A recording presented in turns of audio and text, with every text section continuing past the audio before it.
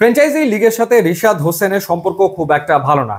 কারণ আমরা দেখেছি বিগ ব্যাশে হোবার্ট হারিকেন্স তাকে দলভুক্ত করতে চেয়েছিল, কানাডা টি-20 লিগে সে দল পেয়েছিল, জিম আফ্রোতেও তার আসলে খেলা হয়নি, কখনো এনওসি পায়নি, কখনো ভিসা পায়নি, এবং সেই কারণে বিদেশের ফ্র্যাঞ্চাইজিতে রিশাদ হোসেনের খেলা হয়ে উঠছিল না। অবশ্যই যে পাকিস্তান সুপার লিগে সে দল পেল, আমরা আশা করেছিলাম যে প্রথম ম্যাচে তাকে মাঠে নামাবে, একাদশে রাখবে লাহোর কালান্দার্স, কিন্তু দেখা গেল যে ডেভিড উইজার মতো ক্রিকেটারকে লাহোর কালান্দার্স একাদশে রাখলো, কিন্তু রিশাদকে রাখা হলো বাইরে। এবং ডেভিড উইজা ব্যাটেও হতাশ করলেন, বলেও হতাশ করলেন, এবং আমরা ধারণা করছিলাম যে দ্বিতীয় ম্যাচে একাদশে রিশাদ হোসেন থাকবেন। তিনি থাকলেন, তিনি খেললেন, তিনি জিতলেন এবং জয় তুলে নিল লাহোর কালান্দার্স কোয়েটা গ্ল্যাডিয়েটর্সের বিপক্ষে। প্রথম ম্যাচে ইসলামাবাদ ইউনাইটেডের বিপক্ষে বড় ব্যবধানে হেরেছিল, দ্বিতীয় ম্যাচে বড় ব্যবধানে লাহোর কালান্দার্স জিতলো কোয়েটা গ্ল্যাডিয়েটর্সের বিপক্ষে। প্রথমে ব্যাট করে তারা 219 রান করেছিল 6 উইকেটে, যেখানে ফখর জামান 67 এবং স্যাম বিলিংস 19 বলে 50 রানের দুর্দান্ত ইনিংস খেলেছিলেন।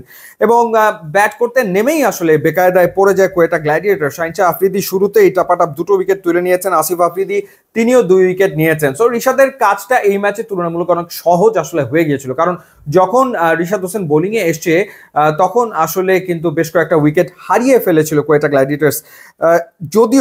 যদিও বলতে হচ্ছে রাইলি রুশো তখনও আসলে ছিল ব্যাটিংয়ে, এবং রাইলি রুশো 19 বলে 44 রানের ইনিংস খেলেছেন, এবং কোয়েটা গ্ল্যাডিয়েটর্সের পক্ষে তিনি কিন্তু সর্বোচ্চ রান করেছেন, এবং সেই রাইলি রুশোকে বোল্ড করেছেন রিশাদ হোসেন। সব মিলে 3টা উইকেট নিয়েছেন, এবং লাহোর কালান্দার্সের যে বোলাররা তাদের ভেতরে সবচেয়ে বেশি উইকেট তিনিই নিয়েছেন, 4 ওভারে 31 রান, 3 উইকেট তার প্রাপ্তি প্রথম ম্যাচে। দারুণ অভিষেক হলো পাকিস্তান সুপার লিগে, রিশাদ হোসেনের কোনো সন্দেহ এ ব্যাপারে নাই।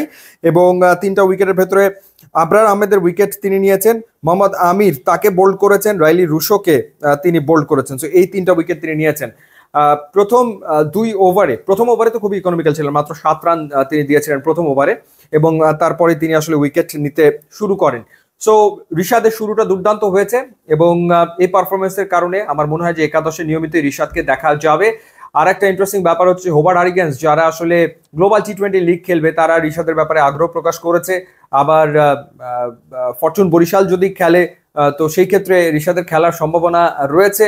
আবার বাংলাদেশের সিরিজ রয়েছে শ্রীলঙ্কার বিপক্ষে, সুতরাং গ্লোবাল টি-20 লিগেও মনে হয় না আসলে রিশাদের খেলা হবে। ইউটিউব ইনস্টাগ্রাম লিঙ্ক আছে, আপনারা যোগ দিলে খুবই খুশি হব। And thanks for watching.